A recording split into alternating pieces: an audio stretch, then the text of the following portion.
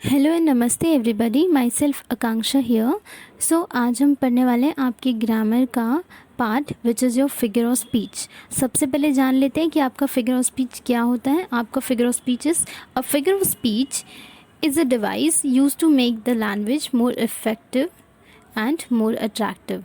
यानी figure of speech में हम कुछ वर्ड्स का यूज़ करते हैं।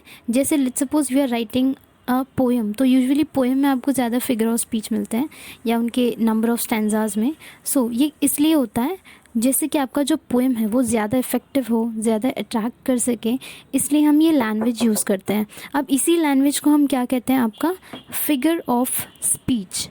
अब देखिए आगे इसमें क्या होता है। इसका पहला टाइप है इस सिमिली। अब यहाँ पर क्या होता है, it is a direct comparison by using like और एज। यानी यहाँ पर हम चीज़ों को कंपेयर कर रहे हैं, बट हम लोग कंपैरिजन डायरेक्टली कर रहे हैं यूजिंग इधर हम लोग लाइक वर्ड यूज़ करें या एज वर्ड यूज़ करें। सो यहाँ पर होता है आपका डायरेक्ट कंपैरिजन। जैसे example, he fought like a lion, मतलब वो कैसे लड़े, एक लायन की तरह। सो यहाँ पर लाइक वर्ड आया है। फिर उसके बाद आप सेकेंड सेंटेंस देखें, Sachin is as cool as cucumber. अब यहाँ पर सचिन को आपके कुकुम्बर से कंपेयर कर दिया है यूजिंग एज। सो आपका एज यूज़ हुआ है। इसीलिए जब भी आप कंपेयर कर रहे होते हैं दो चीज़ों को, अगर आपको सेंटेंस में कहीं पर भी लाइक या एज नज़र आ जाए, ये दो वर्ड्स, तो आप डायरेक्टली उसे कह देना कि ये तो आपका सिमिली है। ठीक है। सो ये हमारा पहला टाइप है सिमिली। अब दूसरे टाइप की बात करते हैं मेटाफर। मेटाफर में भी हम कंपैरिजन ही कर रहे हैं, बट यहाँ पर कंपैरिजन थोड़ी डिफरेंट तरीके से होता है। यानी कि हम वर्ड्स जैसे कि आपका लाइक और एज वर्ड है वो यूज़ बिना किए हुए हम कंपैरिजन करते हैं। जैसे कि look at the sentence, example आपका पहला, he was a lion in the war. अब यहाँ पर हमने लायन मतलब ही एक पर्सन को हमने कंपेयर कर दिया लायन के साथ, बट आप सेंटेंस में देख सकते हैं कहीं पर भी आपको लाइक या एज वर्ड नहीं नज़र आएगा।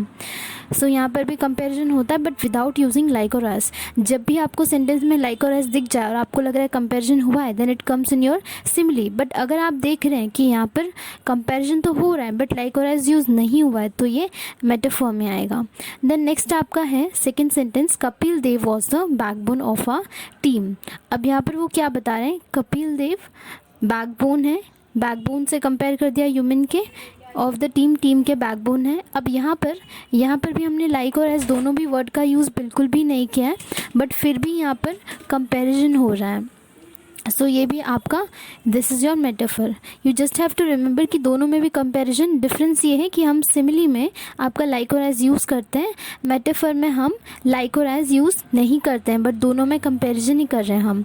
अब थर्ड टाइप आप देखिए, पर्सोनिफिकेशन। अब यहाँ पर क्या होता है, when a person quality is given to non living thing. यहाँ पर अगर कोई पर्सन है उसकी क्वालिटी जो होती है हम एक दे देते हैं एक नॉन लिविंग थिंग को। सो यहाँ पर क्या हो रहा होता है, जैसे कि द वॉल्स वॉज क्राइंग। अभी वॉल्स आपको पता है कि वॉल्स के नॉट क्राई। ये क्राइंग किसकी क्वालिटी है, एक ह्यूमन की क्वालिटी है, राइट। एक पर्सन ह्यूमन की क्वालिटी है और हम वो वॉल्स को दे रहे हैं एक नॉन लिविंग थिंग को। देखो human is a living, humans की इसलिए क्वालिटी होती है, ह्यूमन में इमोशंस होते हैं, सेल्फ कॉन्शियसनेस होती है, और उनके पास तो एनालाइज के लिए आपके न्यूरॉन सेल्स हैं। सो यहाँ पर हमने क्या किया है, आपकी ह्यूमन की क्वालिटी एक नॉन लिविंग थिंग यानी कि द वॉल को दे दिया है। तो देयरफॉर जब हम लोग ऐसा कोई नॉन लिविंग थिंग है उसकी क्वालिटी ह्यूमन की क्वालिटी हम उन्हें दे रहे हैं, तो आप समझ जाना ये आपका पर्सोनिफिकेशन है ना। Next example, heels are clapping the hands. अभी क्लैपिंग वाला जो बिहेवियर है ये तो ह्यूमन्स ही कर सकते हैं, बट ये क्वालिटी हमने आपके हील्स को दे दी, हिल्स एंड माउंटेन्स रेंजेस को। तो यहाँ पर वापस हमने एक ह्यूमन की क्वालिटी एक नॉन लिविंग को दे दिया। So it is your personification. आप नाम से इसे याद रख सकते हैं। देखो just break this word, personification. Personi is describing a person. So you just have to remember एक person की quality हम एक non living thing को दे देते हैं। Now next आपका है fourth type is apostrophe. अब यहाँ पर क्या होता है, it is addressed to a person on inanimate object as it were living. अब यहाँ पर हम एक नॉन लिविंग थिंग को ऐसे दर्शाते हैं जैसे कि वो एक लिविंग है। जैसे आप यहाँ पर सेकेंड वाला एग्जाम्पल लिखो, O God when will the earth be ready to receive sun. अब आपको पता है कि अर्थ जो है कैनॉट रिसीव सन, तो यहाँ पर हम क्या कर रहे हैं, एक नॉन लिविंग थिंग को ऐसा डिस्क्राइब करने की कोशिश करें कि जैसे वो एक लिविंग है। अब देखो नेक्स्ट हम देखते हैं आपका एलिटरेशन। एलिटरेशन का मतलब क्या होता है, यहाँ पर आपका लेटर रिपीट होता है। लेटर यानी कि जैसे आपके सिंगल लेटर्स रिपीट होंगे। लेट्स सपोज आप स्टेटमेंट में देख सकते हैं यहाँ पर क्या वर्ड रिपीट हो रहा है, आपका एच, एंड यहाँ पर भी एच रिपीट हुआ है। और यहाँ पर अब आप कहीं से भी एच मत रिपीट कराना, सिर्फ स्टार्टिंग के लेटर्स हम चेक करते हैं। तो यहाँ पर एच और एच रिपीट हो रहा है तो आपका एलिट्रेशन। नेक्स्ट सेंटेंस आप देखो, T T T, the train trips merrily along the track. अब यहाँ पर T T T 3 times repeat हुआ है आपका लेटर, सो ये आपका एलिट्रेशन। एलिट्रेशन में you just have to remember कि आपका लेटर रिपीट होगा। और रिपीटेशन में बिल्कुल एग्जैक्टली थोड़ा सा डिफरेंट होता है यहाँ पे। When the word is repeating, यहाँ पे तो पूरा वर्ड ही रिपीट हो जाता है। जैसे again and again she call her name, again और अगेन यहाँ पे पूरा वर्ड रिपीट हो रहा है तो आपका रिपीटेशन है।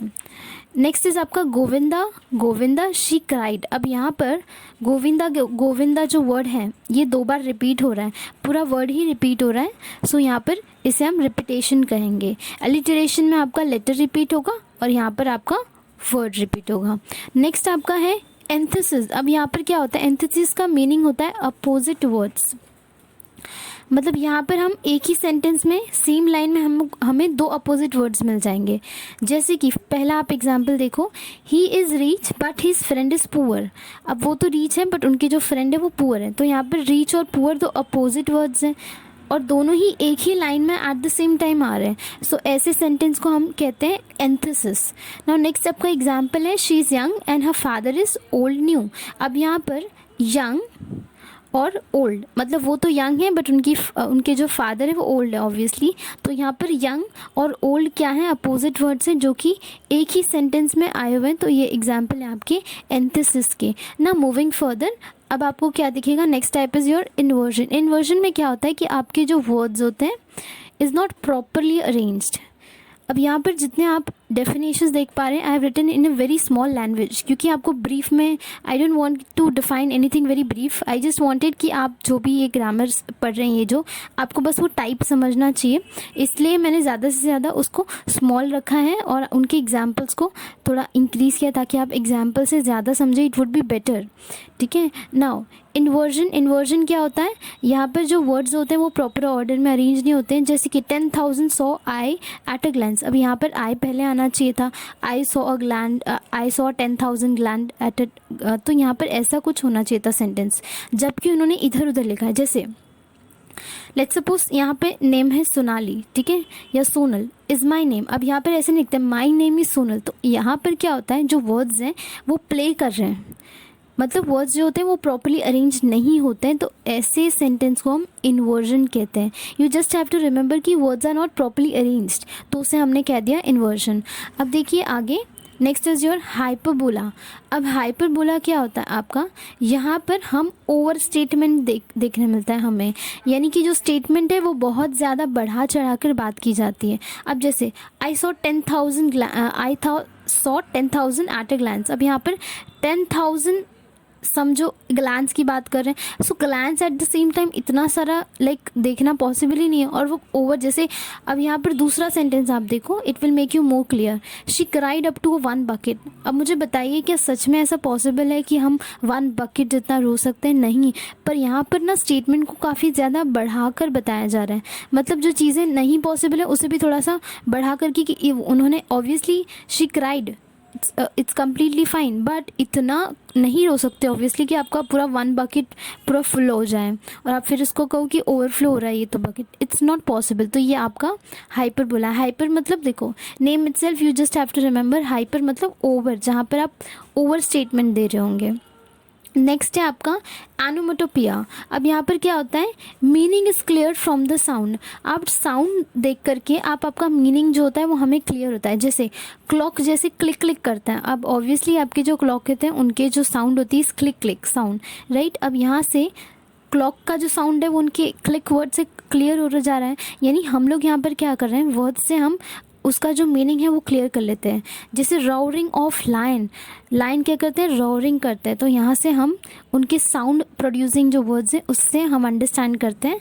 नाउ आपका सेकंड स्टेटमेंट आप देखो, the the horse clip clapped along the road. अब क्लिप क्लैप्ड की जो वॉइस है, यहाँ से हम ये समझ पा रहे हैं कि जो हॉर्स है वो कैसे वॉक कर रहा है अलोंग द आपके रोड। सो यहाँ पर जब आपका कोई साउंड की बात की जा रही है, किसी भी तरह की साउंड प्रोडक्शन है वहाँ पे सेंटेंस में, तो आप समझ जाना कि it's your onomatopoeia. Now next is आपका क्लाइमेक्स। क्लाइमेक्स में क्या होता है, words are arrange in ascending order. यहाँ पर वर्ड्स अरेंज होते हैं इन असेंडिंग ऑर्डर।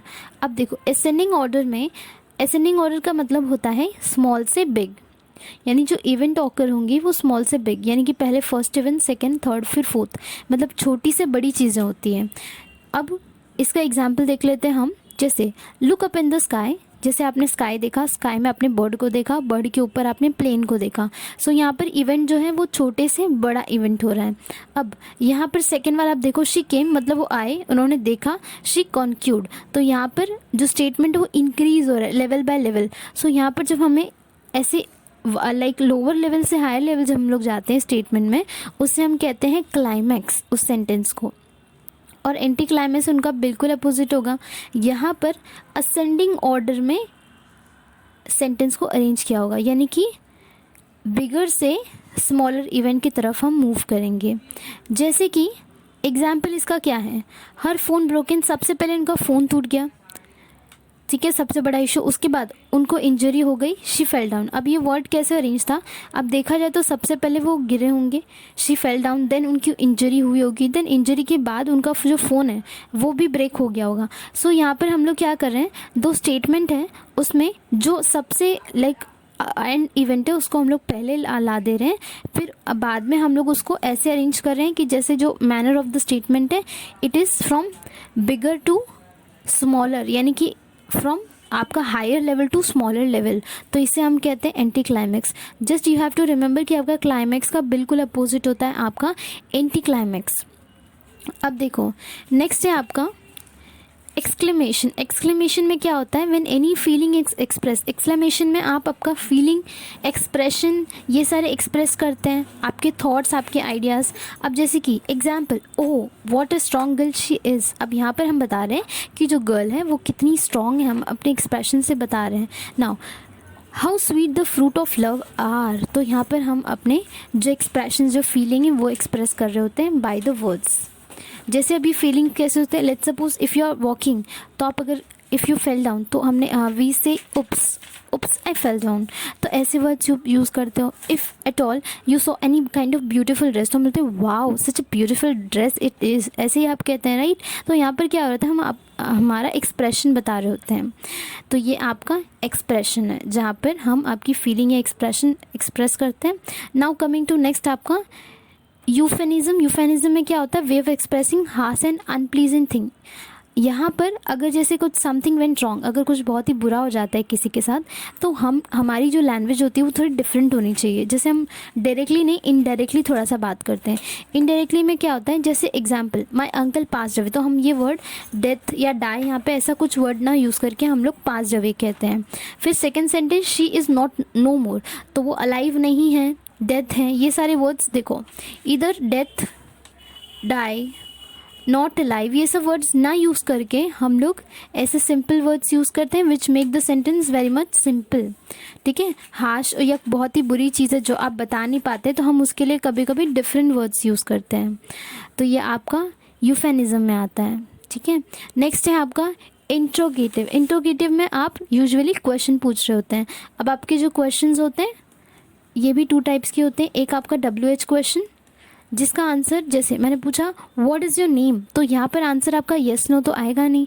सो यहाँ पर ये इंट्रोगेशन है आपका, जहाँ पे आपको प्रॉपर्ली आंसर बताना होता है। अब दूसरा वाला जो होता है वो येस नो टाइप होता है, यानी कि वहाँ पर आपको आंसर देना होता है कि फॉर एग्जाम्पल मैंने आपको पूछा, अब यहाँ पर मैं आपको ये नहीं पूछ रही हूँ कि आप लाइक फॉर एग्जांपल हुआ यू, तो हुआ यू पूछा तो येस तो आंसर नहीं दोगे आप ऑब्वियसली, कि मैंने पूछा हुआ यू तो यू सेड येस, नहीं, इट्स रॉन्ग।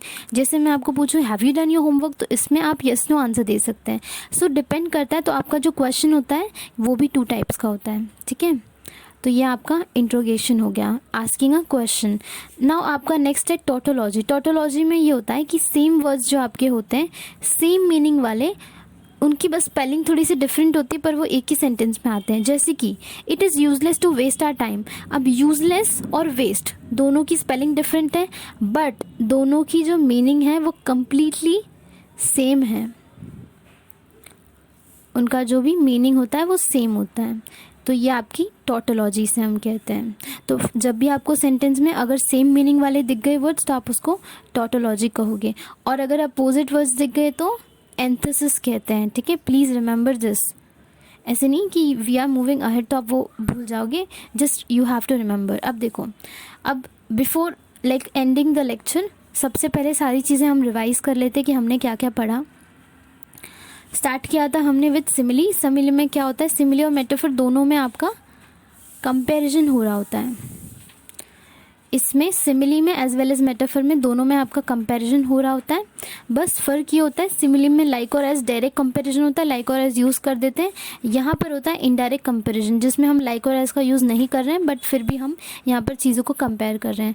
नेक्स्ट है आपका पर्सोनिफिकेशन। पर्सोनिफिकेशन में नॉन लिविंग थिंग को हम पर्सन की क्वालिटी देते हैं, इसीलिए पर्सोनिफिकेशन।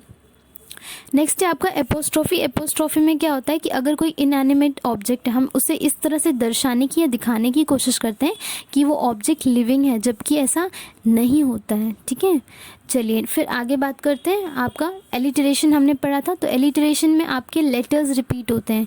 प्लीज़ रिमेंबर दिस, आपके लेटर्स रिपीट होते हैं, डोंट गेट कन्फ्यूज। जैसे कि यहाँ पे टी टी टी। देखो एक और इम्पॉर्टेंट चीज़ आप ट्राई करना, जब आप पेपर लिख रहे हो 2 बार नहीं होता है कभी भी रिपीटेशन। आपका एलिट्रेशन 2 बार हुआ तो कॉमन होता है वो तो, बट अगर 3 टाइम्स आपको दिख रहा है कि लेटर्स 3 टाइम रिपीट करें तभी आप उसको एलिट्रेशन कहना, वो भी एक सिंगल सेंटेंस में। जैसे एक सिंगल सेंटेंस है वहाँ पर ही आपको चेक करना है, all through out the poem या ऐसा कुछ नहीं चेक करना होता है। हर एक सेंटेंस का एक यूनिक आपके फिगर ऑफ स्पीच होते हैं। अब बात करते हैं आपका रिपीटेशन। रिपीटेशन में क्या होता है, आपके पूरे वर्ड्स रिपीट हो रहे हैं, जैसे इसमें लेटर इसमें पूरा वर्ड ही रिपीट हो रहा है।